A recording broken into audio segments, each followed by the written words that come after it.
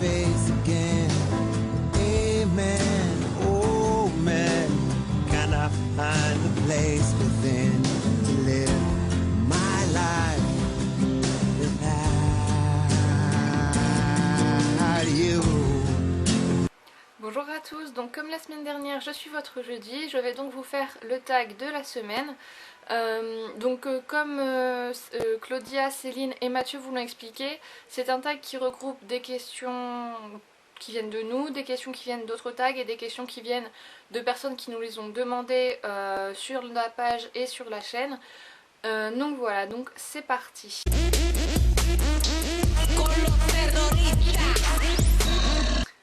Donc comme je l'ai déjà dit, je n'ai pas de blog, je n'ai qu'une chaîne YouTube et une page Facebook. Donc j'ai commencé début août, il me semble.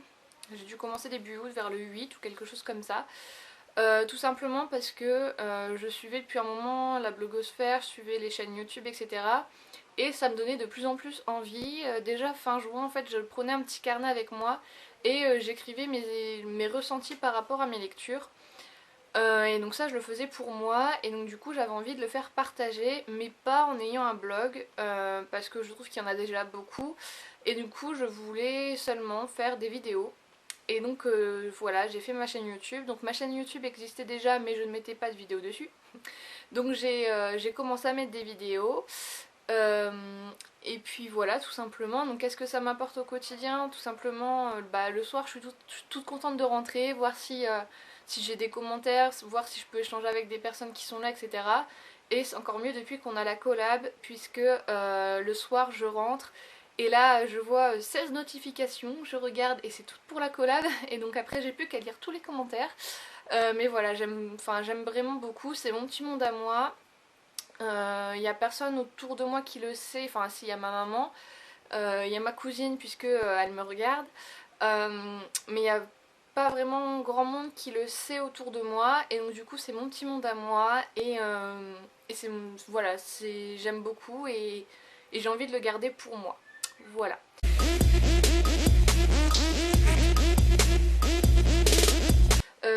Alors j'ai pas pu en choisir un, j'en ai pris deux. Vous m'envoyez désolée. Tout d'abord, bon, je suis une fille. Moi, si je pouvais vivre dans Gossip Girl, ça me gênerait absolument pas. Hein, les grands appartes, l'argent qui tombe du ciel, moi ça me va. Donc si je pouvais avoir, je sais pas moi, la vie de Serena ou de Blair, enfin, ça ne me gênerait absolument pas. Et j'aime beaucoup aussi la vie de Lena dans Delirium. Donc vous me direz, mais c'est assez lugubre comme vie. Je suis d'accord avec vous, elle étant quand même enfermée dans des grillages quoi, voilà, pour ceux qui connaissent. Alors je suis trop contente parce qu'il y a le tome 3 qui est sorti, ça fait plus d'un an que je l'attends, un an et un mois. Hein. Et donc je suis trop contente qu'il soit sorti et j'espère que je vais pouvoir me le procurer bientôt. Mais moi la vie de Lena j'aimerais beaucoup. Parce qu'au début elle vit la vie qu'on lui a donnée et elle s'arrange pour en vivre une autre après. Et donc ça j'aime beaucoup, voilà.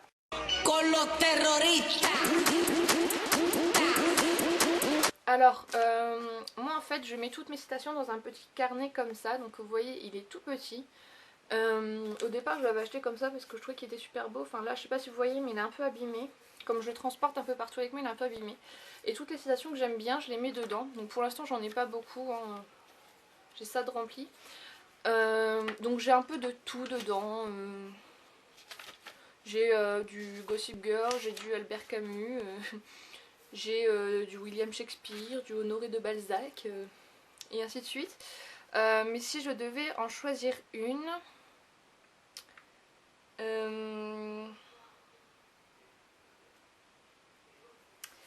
je vais prendre une citation de Côté Face. Donc Côté Face, c'est un livre de Anne Denier qui sort au mois de mai. Il me semble, je sais plus dans quelle édition, mais avant elle le faisait en auto-édition. Et moi je l'ai eu en livre voyageur en fait et j'avais vraiment accroché sur cette histoire là. Donc j'attends qu'il sorte pour pouvoir me le racheter et acheter le tome 2 quand il sortira. Et c'est une histoire que j'avais beaucoup aimée, donc du coup j'avais relevé quelques citations dedans. Voilà, donc je vais vous en lire une. Mon cœur hésita entre s'arrêter et exploser, il ne fit ni l'un ni l'autre, je continuai à vivre, mon esprit se mit à délirer. Voilà, donc c'est une citation que j'aime beaucoup parce que ça montre que on n'a pas besoin de l'organisme pour vivre. Si l'esprit il commence à divaguer, bah voilà, une vie ça peut s'arrêter comme ça. Et donc voilà.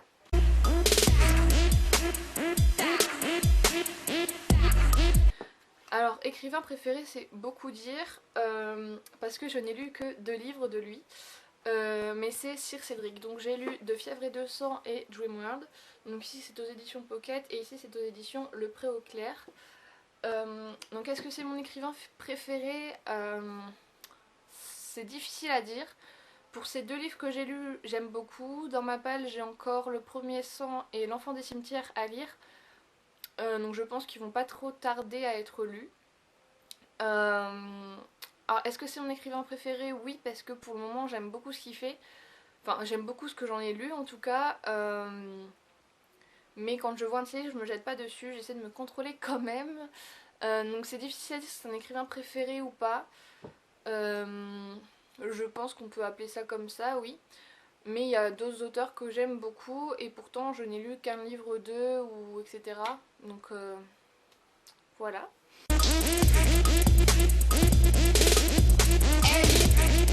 Corner des pages, souligner des passages, etc.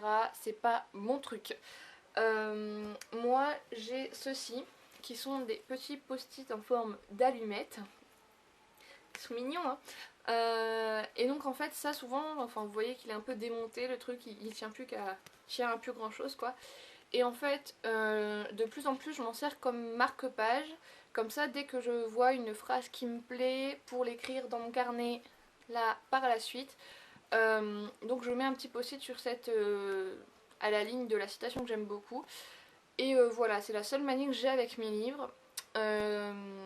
Je pense que c'est tout. Quand la reliure est abîmée, ça me fait mal en fait. Je vais vous montrer.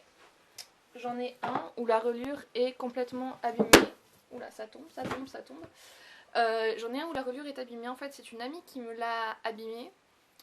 Je vous montre, voilà, donc tous mes livres qui font partie de la saga Les Vampires de Manhattan, ils sont tous dans cet état-là.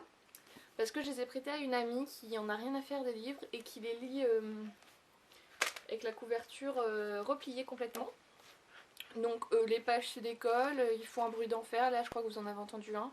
Ils craquent parce que les pages sont prêtes à se décoller. Donc tous mes livres comme ça sont dans cet état-là. Et mes livres de Twilight aussi, enfin là celui-là ça va encore. Mais par exemple le dernier, voilà, et c'est la même personne qui l'a lu. Donc voilà, et donc ça m'en rend malade de voir mes livres dans cet état-là. Donc non, je ne corne pas les pages, j'essaie le plus possible de ne pas trop ouvrir les livres pour pas avoir un résultat comme ça. Et je ne surligne pas dans mes livres. Ça va pas, non? Donc voilà.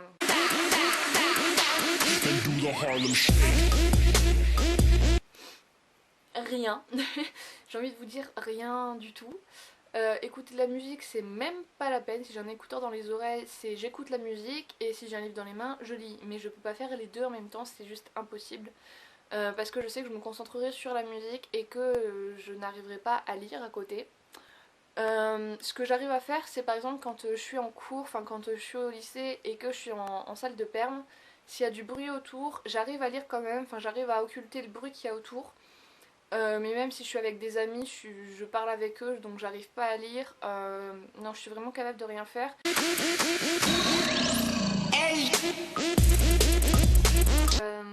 J'ai cherché, j'ai regardé ma bibliothèque qui d'ailleurs est en bazar parce que j'ai pris plein de livres pour vous les montrer. Et en fait, je lis beaucoup de l'imaginaire, je lis beaucoup de beat-lit. Voilà, j'aime beaucoup ce qui est un peu surnaturel, etc. Et donc du coup, rarement je me retrouve dans les personnages de mes livres. Donc souvent, oui, j'aimerais être à leur place, mais c'est juste pas possible. Donc je suis un peu embêtée pour cette question-là, parce que j'ai pas beaucoup de livres qui sont réels. Et donc voilà, donc je n'en ai pas en fait, j'ai pas de livre qui se rapproche de ma vie personnelle. Il n'y a aucun des personnages qui a vécu ce que j'ai vécu ou... Voilà, si quand il y a des personnages qui ont par exemple des parents divorcés, je me retrouve dedans parce que mes parents sont divorcés. mais bien souvent ils ont un truc à côté, enfin voilà quoi. À la limite, il y a dans Queen Betty qui a des parents divorcés aussi, son père a retrouvé une femme. Je me suis un peu retrouvée dans cette histoire-là. Elle l'appelle comment? Sa belle-mère, sa belle monstre, je crois. Donc du coup, je me suis un petit peu retrouvée dans cette histoire-là, mais voilà, Queen Betty, c'est une vampire, donc jamais je ne deviendrai une vampire. Donc c'est un petit peu difficile pour cette question-là, je ne peux pas répondre complètement, quoi.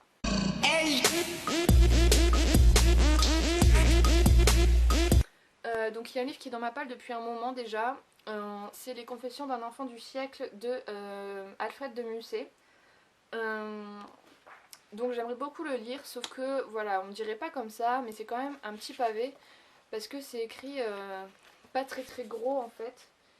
Et j'aimerais beaucoup le lire parce que j'ai vu le film et j'adore ce que fait l'auteur. Enfin, les livres de l'auteur, j'aime beaucoup.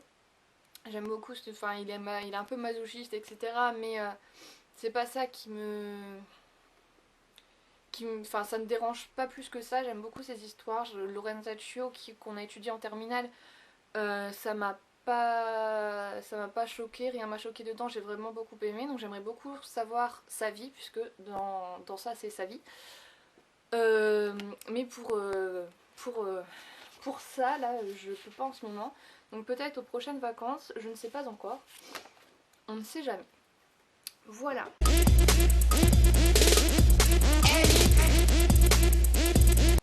Non. Dans ma bibliothèque, j'ai un peu de tout. J'ai lu, j'ai du Milady, j'ai du Black Moon, j'ai du Bayard Jeunesse, j'ai du François Loisir, j'ai du Fleuve Noir. Non, j'ai un peu de tout en fait. J'ai pas vraiment de. Non, j'ai pas de collection de livres préférés. Non, j'en ai pas en fait parce que moi, c'est pas l'édition que je regarde ou la collection. C'est d'abord l'histoire en fait. Donc non, j'ai pas de préférence quoi par rapport à l'édition.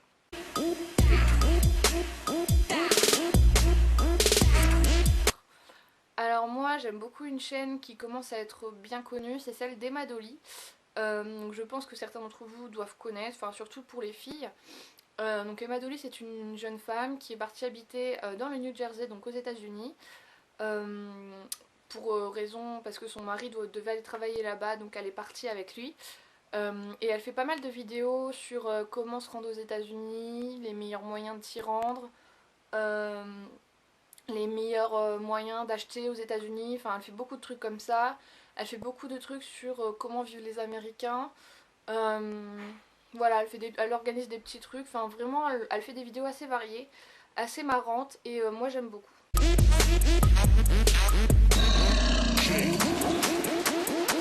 Alors j'avais essayé de lire un livre de Sophie Kinsella en VO, donc l'année dernière en fin d'année de première, donc je l'avais emprunté à mon CDI et j'avais dû le rendre parce que c'était la fin de l'année, que le CDI fermait, mais j'avais pas, dans mon souvenir c'était pas un mauvais souvenir, j'arrivais à peu près à comprendre parce que voilà c'est Sophie Kinsella, c'était de la chick lit donc c'était pas trop dur à comprendre. Ouais, moi j'avais bien aimé. Dans ma bibliothèque j'ai un livre en anglais, voilà, qui est ceci, que j'avais remporté dans un concours au collège. Donc vous voyez, il y a des illustrations, etc. Donc je pense qu'il doit pas être trop dur à lire, mais je ne l'ai jamais lu, il me donne pas trop envie. Donc voilà, tout simplement. Mais oui, pourquoi pas, si c'est parce que j'ai pas retenté l'expérience, mais le livre de Sophie Kinsella m'avait assez plu. Enfin, j'arrivais à peu près à comprendre, même si voilà, c'était un peu dur au début. Mais voilà, je referai bien l'expérience une de ces prochaines fois.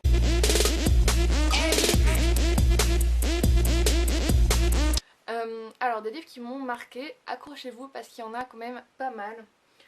Donc on peut dire déjà qu'il y a les Twilight. Donc comme je vous l'ai dit, je les lis plus vraiment beaucoup maintenant.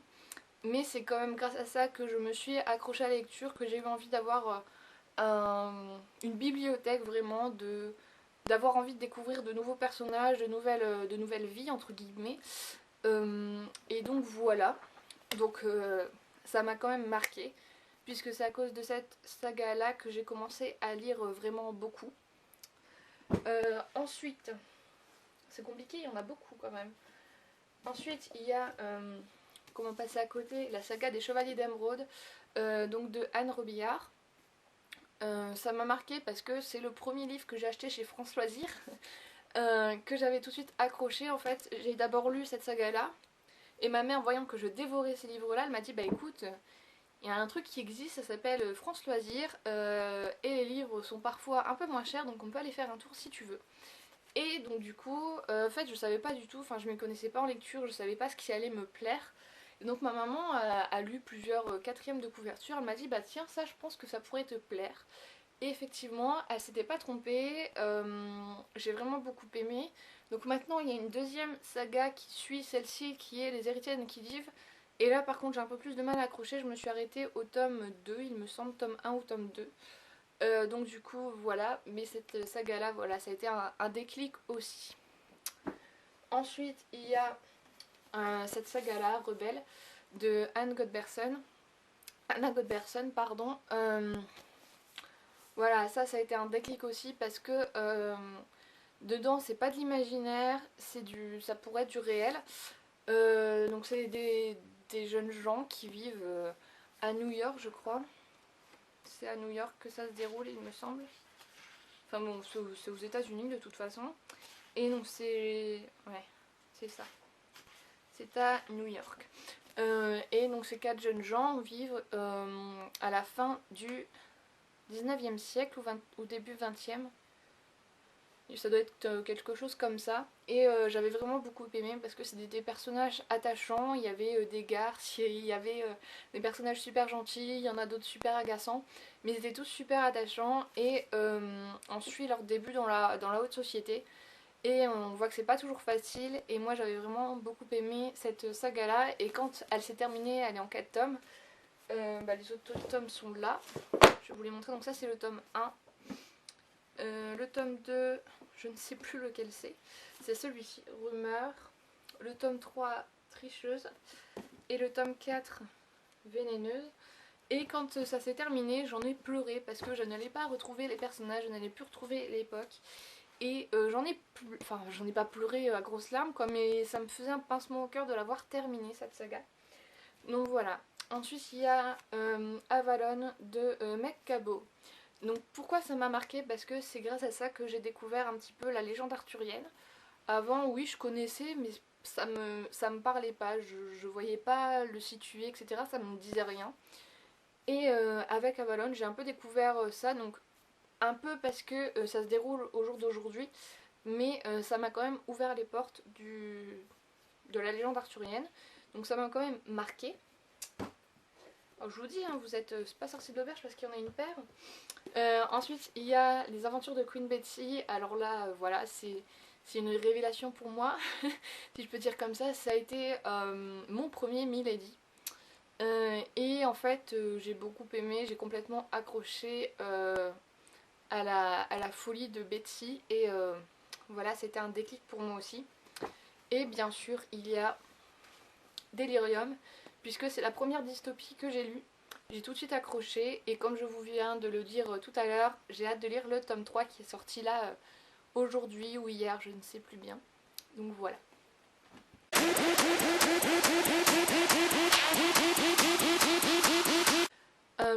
Alors les personnages de fiction qui m'ont le plus marqué, en fait ça fait partie un petit peu de tous les livres que je viens de vous présenter, qui font partie des livres qui m'ont le plus marqué. S'ils m'ont marqué, c'est forcément que les personnages m'ont marqué. Mais il y a aussi Arya qui est dans cette saga là, Les Menteuses. Arya qui est une jeune fille tout à fait normale, mais en fait c'est pas tellement elle qui m'a marqué, c'est si c'est elle parce que c'est sa personnalité et c'est son prénom. Arya, j'aime beaucoup. Et donc voilà, donc elle m'a marqué, tout comme tous les personnages que je viens de vous présenter, donc que ce soit Delirium avec Lena, que ce soit Queen Betsy avec Betsy, que ce soit Avalon avec Elisabeth, enfin ils m'ont tous plus ou moins marqué pour certaines choses, que ce soit pour leur histoire ou pour leur personnalité.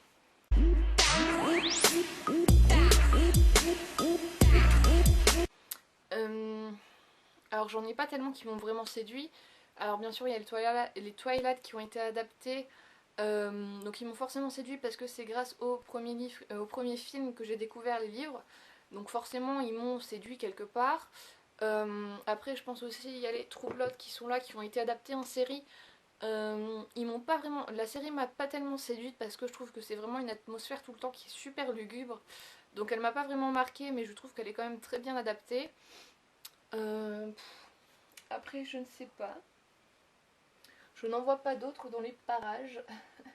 Donc bien sûr, il y a Sublime Créature qui est sorti, mais je ne suis pas encore allée le voir. J'en ai entendu parler, apparemment, c'est pas exactement pareil. Après, il y a Hunger Games également. Le film m'a plu sans plus. Donc voilà. Ensuite, il y a L'épée de vérité qui est sortie, qui est l'adaptation de L'épée de vérité en livre de Terry Godking. Donc la série, je l'avais beaucoup aimée. J'ai que le tome 1 en livre parce que j'ai du mal à lire tellement ils sont... c'est des pavés quoi.